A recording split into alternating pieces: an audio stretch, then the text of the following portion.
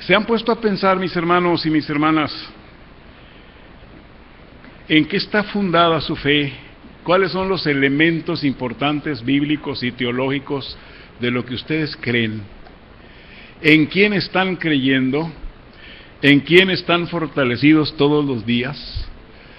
¿Deberíamos nosotros realmente sacarle más provecho a nuestra posición como cristianos, que es muy ventajosa? Cada vez que usted y yo platicamos con alguien y se toca el aspecto religioso, hermanos, debemos enfrentarlo con mucha seriedad y con mucha responsabilidad. ¿Les tocó ver el programa de cambios a algunos de ustedes? Bueno, dejen decirles que no les pagamos nada, tampoco no nos dan nada, deberían darnos algo, pero no nos dan nada ni les pedimos nada.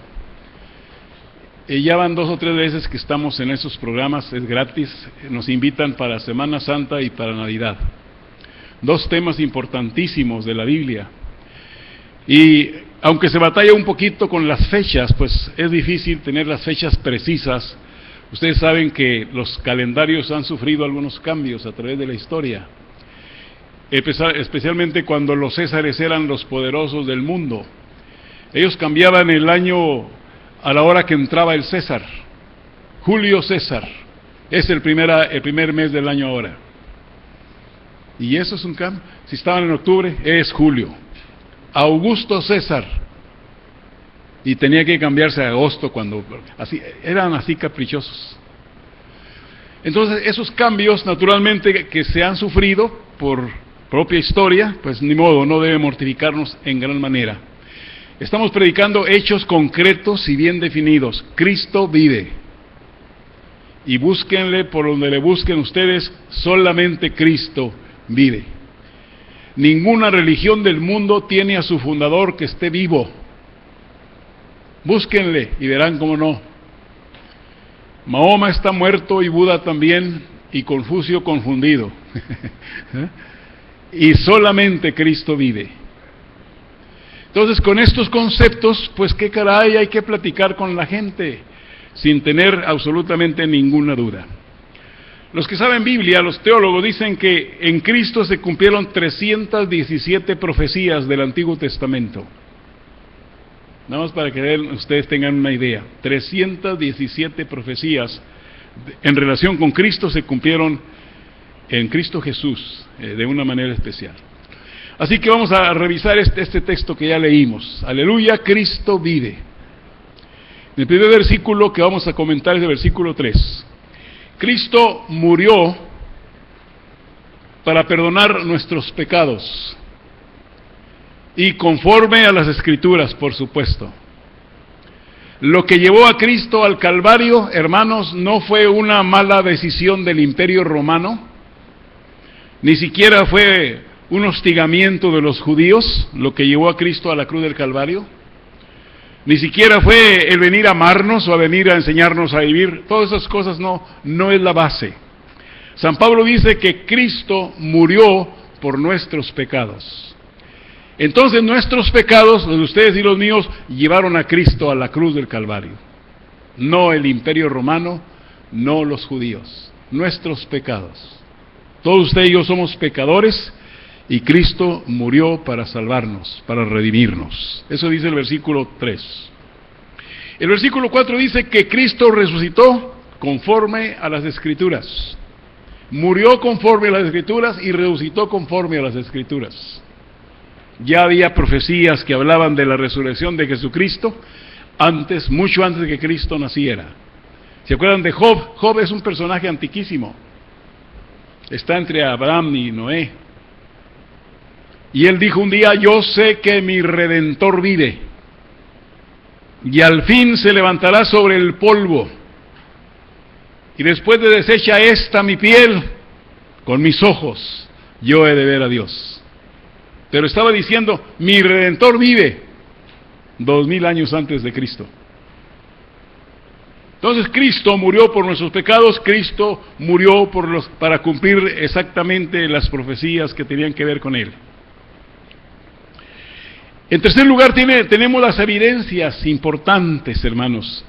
En el versículo 6 está hablando de las apariciones o de la evidencia de haber estado con este mundo, aún después de 40 días de su resurrección. Estuvo 40 días enseñándole todavía a sus discípulos algo del reino de Dios. 40 días de haber resucitado.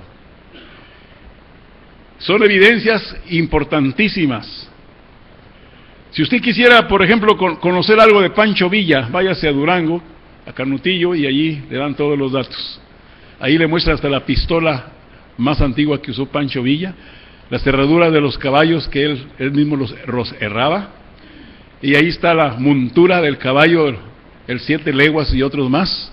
Esas son evidencias externas de la realidad de Pancho Villa. Pues la realidad de Cristo no es Canutillo, no es eso. La realidad de Cristo es que sí murió y sí resucitó y sí anduvo 40 días después de su resurrección enseñando a sus discípulos el reino de los cielos. Dicen los que han ido allá al estado de Israel. Nunca he podido ir porque siempre están peleándose. ¿Cómo son bravos esas gentes? Siempre están peleándose. Y ahorita ya no se puede porque ya cuesta 45,000 pesos el viaje en avión. No me animé cuando cobraban 18, ahorita ya menos. Pero los que han ido dicen que es muy emocionante eso. Al bajarse del avión, dice inmediatamente, los que son guías de turistas se ponen de acuerdo a los colores de raza que estén bajando. Si son puros ojos azules, acá el que habla inglés y alemán. Un indito como yo, habla español. Véngase acá. Se ponen luego, y luego dicen, ¡qué bienvenido a Tierra Santa! Dice, aquí es la tierra de Jesús de Nazaret. Aquí en Belén nació. Lo crucificaron en Jerusalén. Y resucitó y se fue al cielo y está a la diestra del Padre. ¿A dónde quiere ir? Nos lo llevamos. Esas son evidencias indestructibles.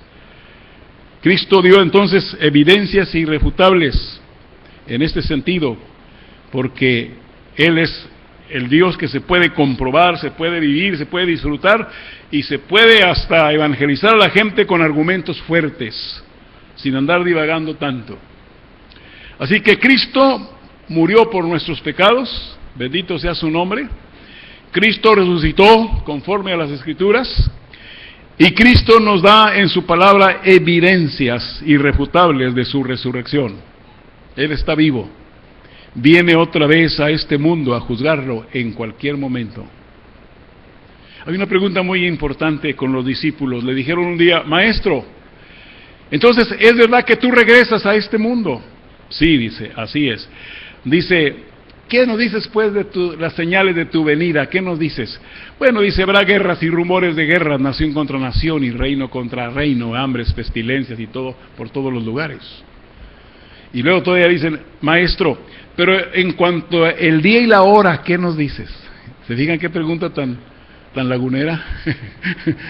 No, de veras. Yo hubiera preguntado lo mismo. Porque si él me dice, mira Francisco, no te preocupes, yo vengo hasta el 2814, a las 2 de la tarde un jueves. No, pues estamos en 2015, qué caray, me sobra vuelo. Cristo entendió la pregunta, era de doble sentido. El día y la hora, Señor, ¿qué nos dices? Y Cristo dice, en cuanto al día y la hora, ni los ángeles de mi Padre la saben, solamente mi Padre. En otra pregunta importante también en el libro de los Hechos, ¿restaurarás el reino de Israel en este tiempo? Hechos 1:8 por ahí. Dice, no les toca a ustedes saber los hechos o los momentos y las sazones que el Padre tiene en sola potestad, pero me serán testigos en Jerusalén, en todo Judea y Samaria, hasta lo último de la tierra. No está al alcance mío ni de ustedes adivinar los hechos y los hechos y acciones y eventos de Dios. Eso no me corresponde a mí ni a ustedes.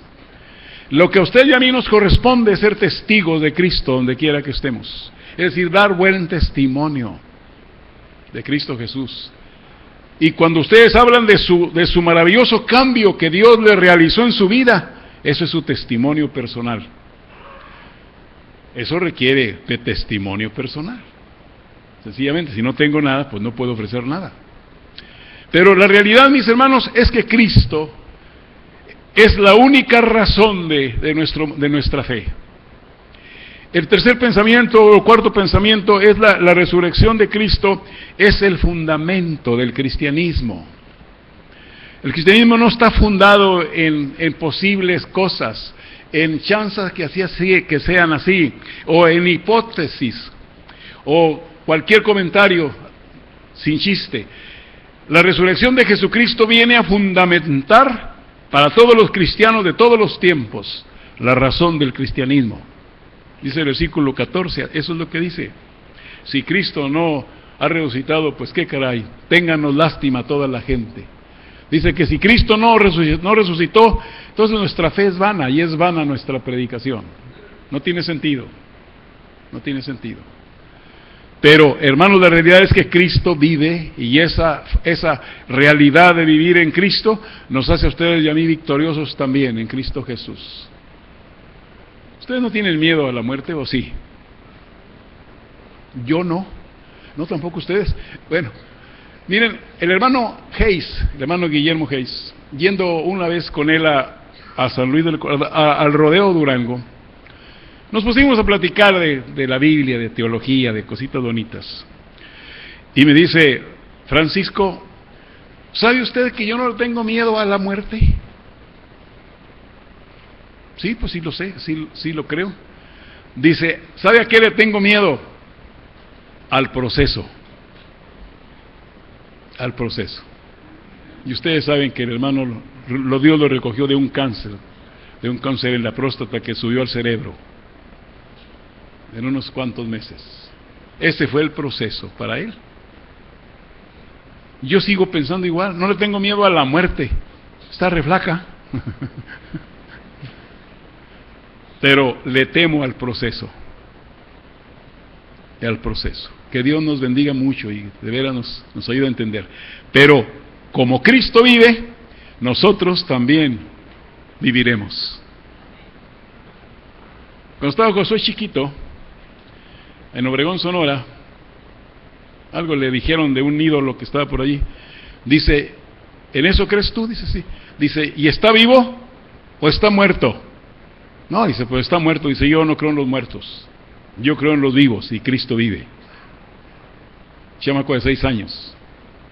Hermanos, es que los argumentos que tenemos, las evidencias que la palabra del Señor nos da, no nos dan oportunidad ni siquiera de negarlos, ni de siquiera de dejar de creerlos. Son evidencias indestructibles, hermanos. Y termina el pensamiento en el versículo 20, Cristo, la resurrección de Cristo es la garantía del cristianismo. Nadie, ninguna, si quieren ver la religión o el cristianismo como una religión, ninguna religión tiene a su fundador vivo. Ustedes sí, Cristo vive. Y Cristo está a la diestra del Padre y viene otra vez en cualquier momento a encontrarse con nosotros. Vamos a orar, vamos a ponernos de pie.